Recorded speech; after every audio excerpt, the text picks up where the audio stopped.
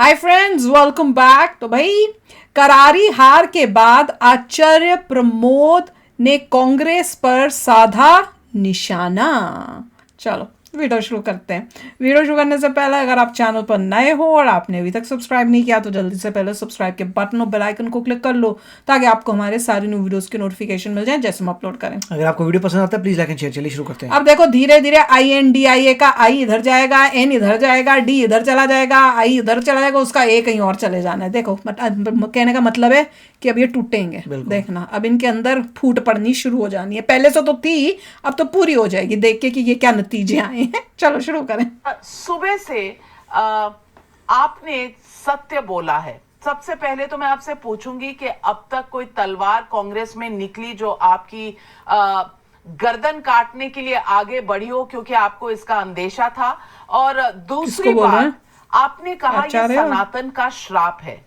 मैं पूछना चाहती हूं कि ये बात आप दुनिया को ज्यादा बता रहे हैं या चाह रहे हैं कि कांग्रेस में जो कांग्रेस के कार्यकर्ताओं की और आप जैसे लीडर्स की बात सुनने का अभाव है उसे पूरा कर रहे हैं?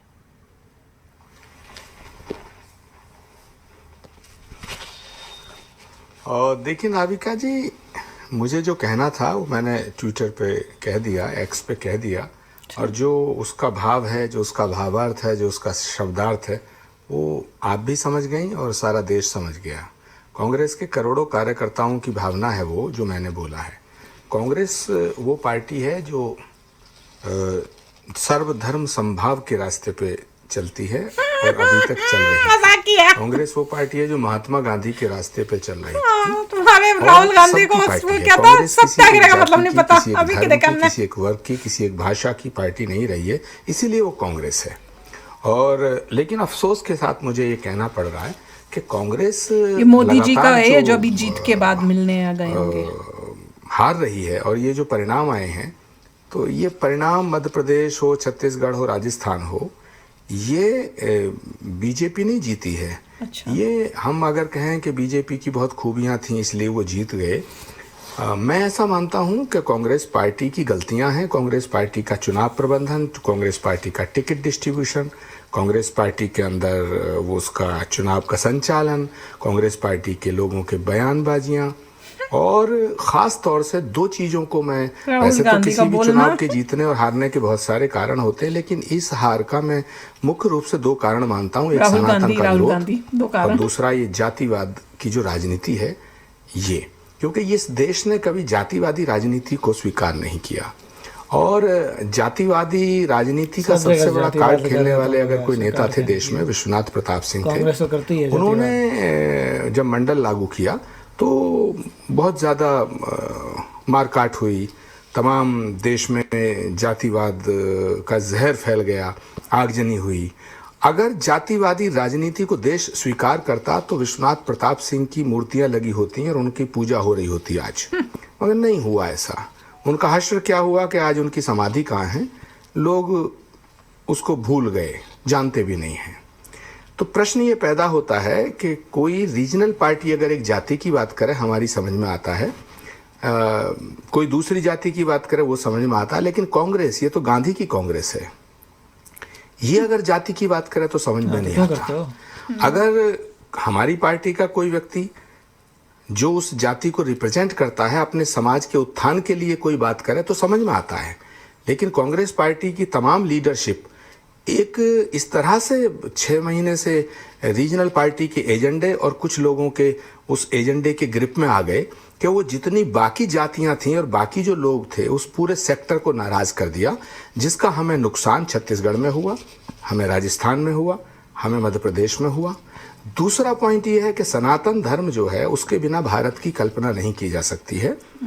भारत की आत्मा है सनातन, और सनातन क्या है, जो सभी धर्मों को साथ लेके चलता है, सभी वर्गों को साथ लेके चलता है।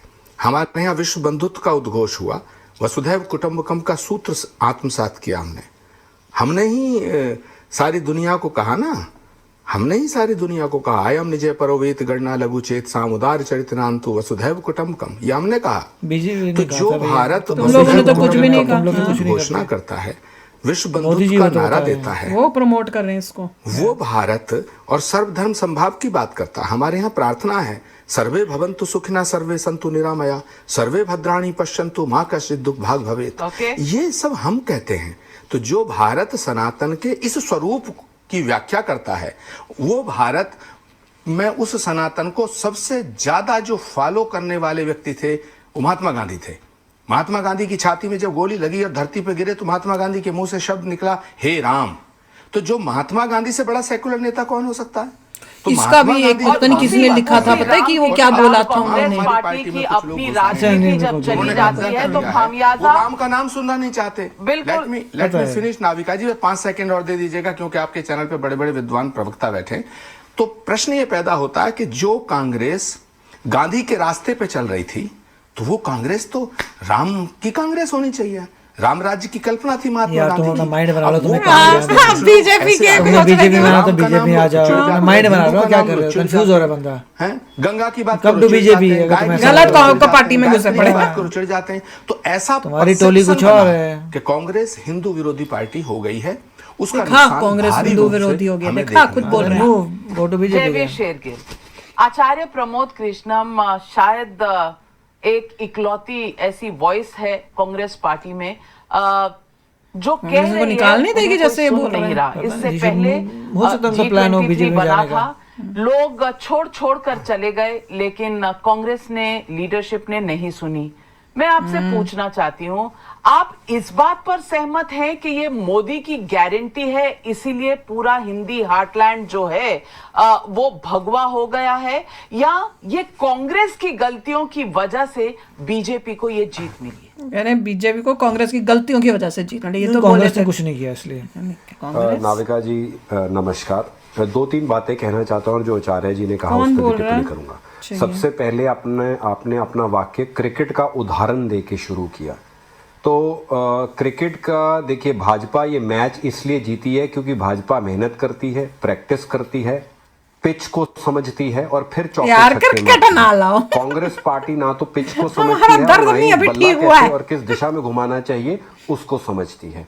दूसरी बात, माननीय प्रधानमंत्री ने जो आज पाखंडी अलायंस पे बात रखी कि कैसे सब एक इकट्ठे हो गए मौका परस्त, वो बात सुन के मुझे एक हिंदी की कहावत याद आ गई कि गिद्धों की सभा लगने से गांव वीराने नहीं हुआ करते। तो ये बात स्पष्ट है कि 15 अगस्त 2024 को माननीय प्रधानमंत्री ही लाल किले पे तिरंगा लहराएंगे। अब ये जीत क्यों हुई? कहते हैं कि दूसरे की लकीर की तरफ ना देखो, अपनी लकीर लंबी खींच दो। मोदी जी ने लकीर, विकास की लकीर इतनी लंबी खींच दी है कि कांग्रेस कहीं गुम गई है और थक गई है और अब हमारा मुकाबला नहीं कर पा रही। जब हर नल में जल पहुंच रहा है, हर महिला को सुरक्षा हो रही है, लाडली बहनाओं को फायदा पहुंच रहा है, एक सेफ लॉ एंड ऑर्डर हो रहा है, जनधन के खाते में पैसे पहुंच रहे हैं, किसान का सम्मान हो रहा है, ओबीसी आदिवासियों का भला हो रहा है, तो कांग्रेस के पास कोई ऑल्टरनेटिव ब्लूप्रिंट और विजन है ही नहीं। कमाल है, वेरी नाइस। वो कह तो रहे हैं, ये जो दूसरे बंदे थे जो आचार्य थे, वो तो मैं कह रही हूँ उनको, वो तो गलत उसमें घुस गलत गए पार्टी में हैं, शायद। पर उन्होंने भांडा तो फोड़ ही दिया कांग्रेस का कि एंटी हिंदू होती जा रही है, और उस वजह से इनको जो है ये मतलब हिंदू कंट्री में रहकर तुम इस टाइप की सोच लेके बैठे हुए हो, तो भाई तुमको तो हम लोग निकालेंगे यहाँ से। राइट, जो Public आचार्य जाग जी जाओ। थे शायद उनको पार्टी चेंज करनी चाहिए और सही पार्टी में अलाइन में रहना चाहिए। मगर अभी जहाँ पे अपनी पार्टी के अगेंस्ट ही बोल रहे हैं तो पता नहीं क्या होगा उनका। नहीं, बोल तो रहे थे ना मुस्लिम, क्या वर्ड था यार, मैं हर बार पूछ जाती हूँ, मुस्लिम पटाओ। मुस्लिम पटाओ, वो कांग्रेस बनी हुई है मुस्लिम पटाओ, और वो उन एरियाज में जीती भी इसीलिए क्योंकि उसने मुस्लिम को पटाया है। तो उनके वोटों से जो इनको सीटें मिली हैं वो उसी वजह से मिली हैं। तो जागना पड़ेगा, और मोदी जी को अब नेक्स्ट ये सिलेक्शन में जब जीत जाएंगे और पीएम बन जाएंगे तो उसके बाद ये मुस्लिम पटाओ वालों का देश से करना पड़ेगा। पर अच्छी बात है कि कोई तो इनके कांग्रेस में आया जिसने बताया तो सही, ताकि लोगों को तो समझ में आए कि ये क्या गेम खेल रही है कांग्रेस की पार्टी। पर जो भी है वो बता रहे हैं, मोदी जी ने अच्छा काम किया है, मेहनत की है, कंट्री को आगे बढ़ाया है। सब वर्ल्ड लीडर्स मोदी जी के साथ इतनी अच्छी रिलेशनशिप्स रखी हुई हैं, जाओ वहाँ पे इतना प्यार, इतनी रिस्पेक्ट, इतना आदर मिलता है। पूरी कंट्री मोदी जी को मिल रहा है, मतलब कंट्री को, इंडिया को मिल रहा है, हमारे भारत को मिल रहा है। तो ऐसे लीडर को कैसे कोई बोलेगा कि भैया मैंने उसको वोट नहीं देना, मैंने राहुल गांधी जैसे इंसान को। देखिए लोग समझदार हैं, सबको नजर आ रहा है कि थैंक गॉड है। मेरे को एक टाइम पे मेरे को डाउट हो गया था, अभी तक तो लग रहा है सब मैं तो बड़ा डाउट हो गया था भैया। इज अ गुड थिंग, और बीजेपी की पावर बढ़ रही है, व्हिच इज वेरी नाइस। खुशियां मनाओ। देश ठीक साइड में, ठीक डायरेक्शन अभी तक तो सब में जा रहा बढ़िया है। चल रहा है। अभी तक तो लग रहा है, नहीं तो पहले वाली वो वीडियोस में जब मैं बात करती थी आपको देखेगा, मैं तो कहती थी भैया ये इस पता चल जाएगा कि अपने देश का आगे क्या होने वाला है फ्यूचर। तो चलो शेयर करना अपने थॉट्स, चलते हैं, मिलेंगे नेक्स्ट वीडियो में बहुत ही जल्द। Till then take care and bye bye. तो अगर आप मेरे इस चैनल पे नए हो तो जल्दी से सब्सक्राइब के बटन को हिट करो और बेल आइकन को क्लिक करो, ताकि आपको मेरा जब नया वीडियो मैं लगाऊं आपको उसके बारे में जल्दी से पता चल जाए।